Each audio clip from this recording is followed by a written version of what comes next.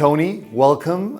Great to have you back sharing insights with our clients. So you spend a lot of time at the center of technology. So let's start with the big picture. What makes technology a compelling long-term opportunity today? Well, over the last 20 years, 20 years ago, tech was less than 10% of the S&P 500. And today it's over 40. And so it has systematically outgrown every other sector in the S&P. It has become the biggest and is bigger than 2 or 3 times bigger than the second biggest industry. So that's been the last 20 years. And we sit now at the dawn of AI. It's now the 4th year. You can call it the 4th year of AI. And what is transpiring is a cycle or a trend or a movement that looks like it will dwarf all the prior. And so we're at 40% of S&P or more. Could this go materially higher? I think so. And the main reason is, at the end of the day, it's growth, right? It's revenue growth, it's earnings growth. And the economy has just shifted. It has shifted to tech, and it's going to shift now to AI, which will subsume tech and many other industries. And so we sit here, and the last 20 years and the next 20 years, I think will even be more dynamic. So that's why tech is, in my opinion, the place to be. Tony, what distinguishes the current wave of technology and innovation from those of prior periods? The central one, the prior periods, we've had lots of tools. The internet, that's a tool.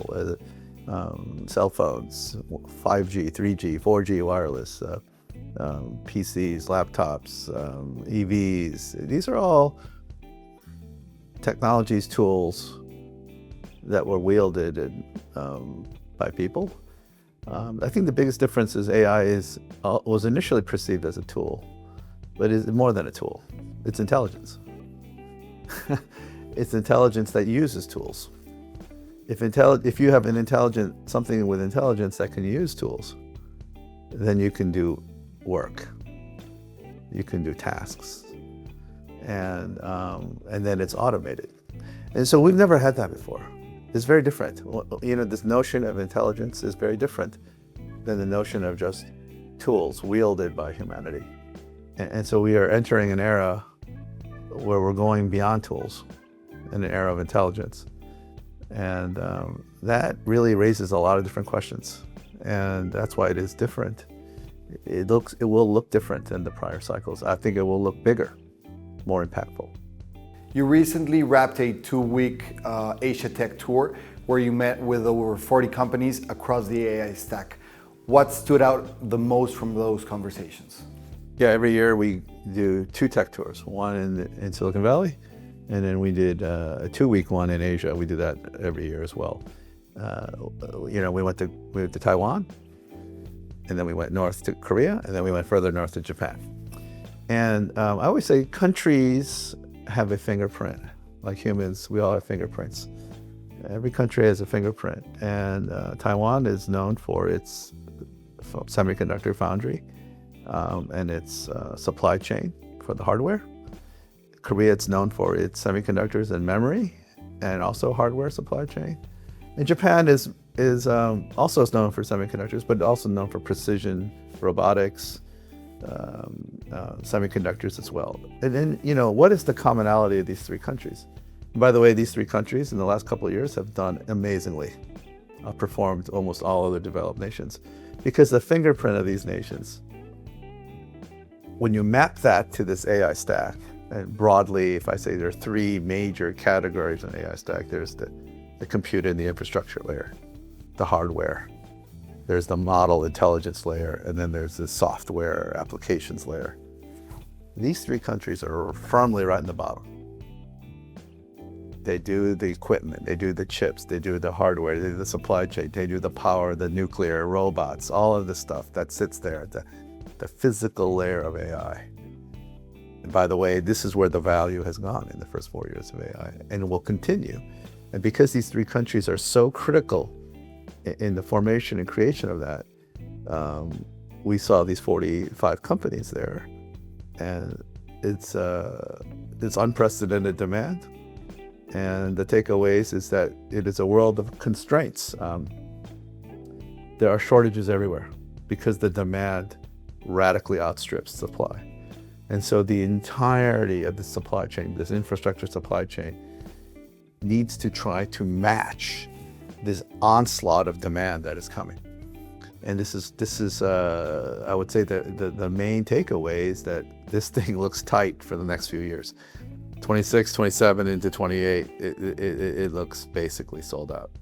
So Tony, when you zoom out, what excites you the most about where technology and innovation are taking us to in the next decade? I think, I studied engineering, but I am also in finance. But what is evocative of the next 10 years is we're back to the world of science and engineering, and it's becoming even more. That's where the moats go. The moats go to the frontiers of science. So AI is going to be the engine. I think the next decade it will be all about this intelligence being instantiated in everything we do. Every job, every physical system will have AI infused. And then beyond that, I think we will see, I look into space, the formation of the space economy, moving even the compute off of Earth into space. I see the physical embodiment of AI in the next decade will be everywhere. I think in the next 2 decades we'll have more of those than cars. I think we will move into new energy sources, not only the solar in space, but maybe we'll have the breakthroughs in fusion, small nuclear reactors and things. And then quantum computing is a new form of computing of nature itself. And so you layer all of these, and then AI applied to physical sciences like biology, chemistry, materials, food, agriculture, all of these things. Even work in longevity. There's a big push in longevity and kind of renewing human lifespans. And so that's is all. Also, AI is helping unlock all of these things. And so the next decade plus is really hopeful and exciting because we're breaking through new frontiers. And I think it's at the basis of it is frontier science and using AI as an enabler to break through. And that's what gets me excited. So Tony, thank you very much for the insights. Hope to hear from you soon. Thank you.